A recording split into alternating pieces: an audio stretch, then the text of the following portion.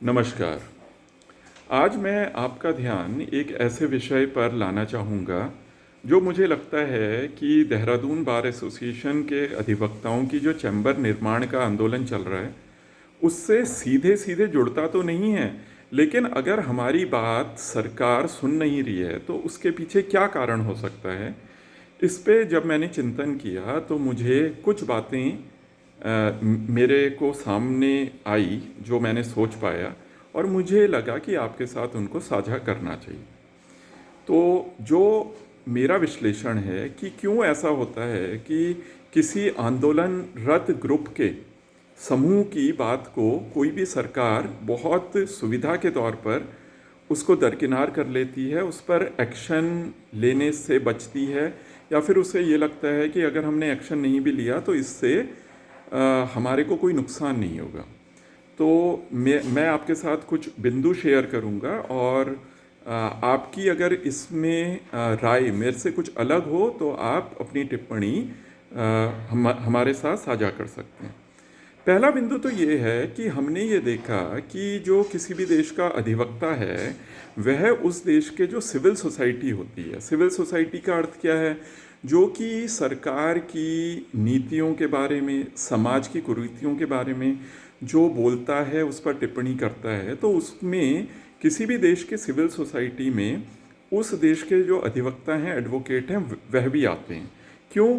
क्योंकि जो अधिवक्ता है, क्योंकि वह कानून को जानता है, कानून का विशेषज्ञ है, इसलिए उसको ये पता है कि जो भी कानून हैं वह किस तरीके से लागू हो रहे हैं, वह ठीक से उनका इंटरप्रिटेशन हो रहा है कि नहीं हो रहा, और जो सरकार है वह जिस तरीके से देश को चला रही है उससे जो समाज हैं, लोग हैं, उनसे कानून किस तरीके से जुड़ रहे हैं, और इस पूरे जो एक ये सारी चीज़ों का एक कलेक्टिव एफर्ट है उससे फ़ायदा हो रहा है कि नुकसान हो रहा है। तो ये सारी चीज़ें सिविल सोसाइटी ही बताती है। तो वकील जो है वह सिविल सोसाइटी का एक बहुत महत्वपूर्ण हिस्सा है। तो हमने ये पाया कि पिछले 1 या 2 दशक में जो वकील ने अपने जो सिविल सोसाइटी में उसका रोल था उसको उसने धीरे धीरे कमज़ोर कर दिया और उसने अपने को राजनीतिक बना दिया, जबकि उसको निष्पक्ष होना चाहिए। उसने कई जगह अपने को जज की भूमिका में रख दिया, जबकि उसको वकील की भूमिका में रहना चाहिए। आपको मैं एक छोटे से उदाहरण से इसको समझाता हूँ। आपने कई बार ये देखा होगा कि किसी अपराधी के लिए अगर किसी व्यक्ति पे कोई आरोप लगा है किसी भी क्राइम का, या फिर किसी पे आतंकवाद का ही कोई उसमें लगा है, तो कई बार क्या होते हैं, वकील उसमें अपने पॉलिटिकल इंक्लिनेशन के हिसाब से वे है एक यूनैनिमस एक मतलब रेजोल्यूशन सा पास कर लेते हैं कि हम इस आरोपी को डिफेंड नहीं करेंगे, इस बार का कोई भी वकील इस आरोपी को डिफेंड नहीं करेगा। तो इससे नुकसान ये होता है, कि भाई वकील वहाँ पर फिर वकील का जो काम है वह नहीं कर रहा।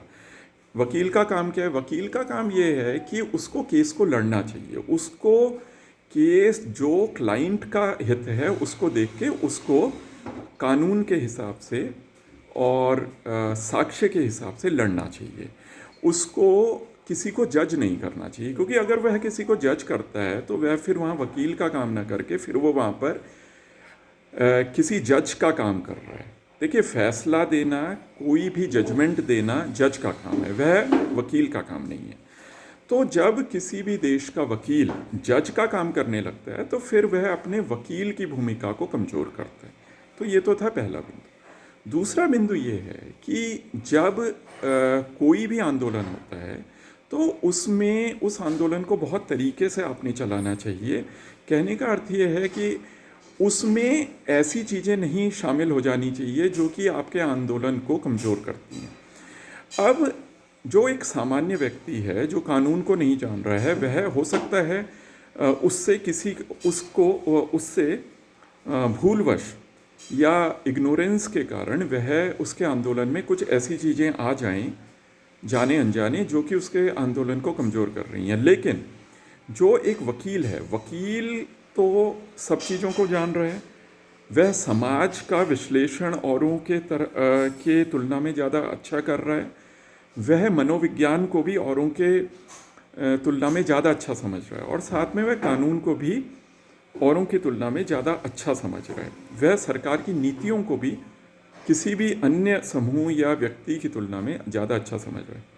तो ऐसी स्थिति में उसकी जिम्मेदारी किसी भी और आंदोलनरत लोगों से अधिक है। अगर उसका अपना आंदोलन है तो उसे ये गौर करना चाहिए कि उसे अपने आंदोलन को जितना प्रोफेशनल वह रख सके उतना रखना चाहिए। इसमें उसे नारों को भी पहचानना चाहिए। ऐसे नारे जो कि बहुत धार्मिक हों या वे किसी एक पर्टिकुलर पार्टी के हों, उनको उनका उद्घोष करने से बचना चाहिए। उसको ऐसे ही बातों को कहने से बचना चाहिए जो कि उसके एक प्रोफेशनल होने या उसके एक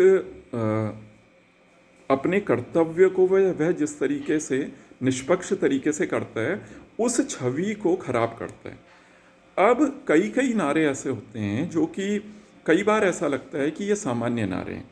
यह कोई सामान्य व्यक्ति अगर ऐसा सोच ले ये सामान्य नारा है तो उसके लिए तो ये चीज़ थोड़ी क्षमा योग्य है, लेकिन किसी अधिवक्ता के लिए नहीं है। अधिवक्ता को ये समझ में आना चाहिए कि अगर वह कोई नारा लगा रहा है तो वह कोई पॉलिटिकल नारा तो नहीं है, वह किसी धर्म विशेष से जुड़ा हुआ नारा तो नहीं है।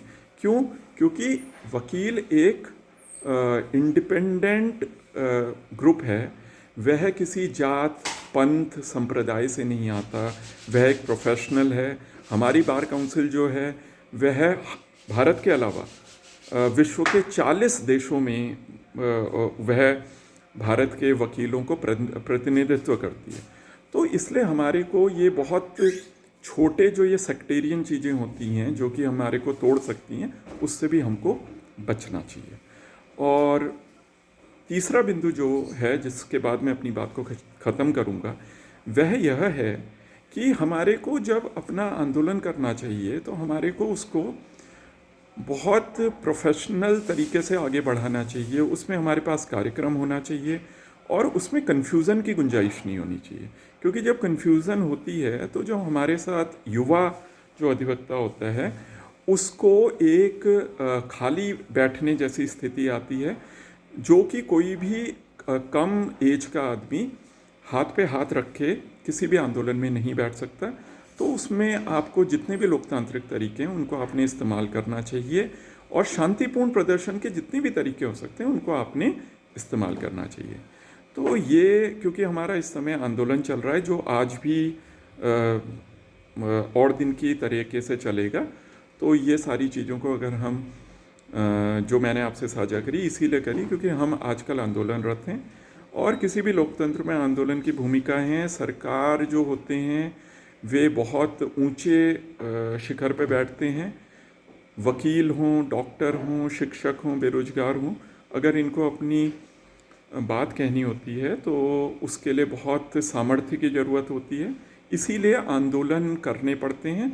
लेकिन हमें ध्यान देना पड़ता है कि ये आंदोलन शांतिप्रिय हों और जो भी लोकतांत्रिक जो भी हमारे आलोचना के और हमारा जो प्रोटेस्ट के तरीके हैं उनको हमने पूरा इस्तेमाल करना चाहिए और अपने फ़ायदे के लिए इस्तेमाल करना चाहिए।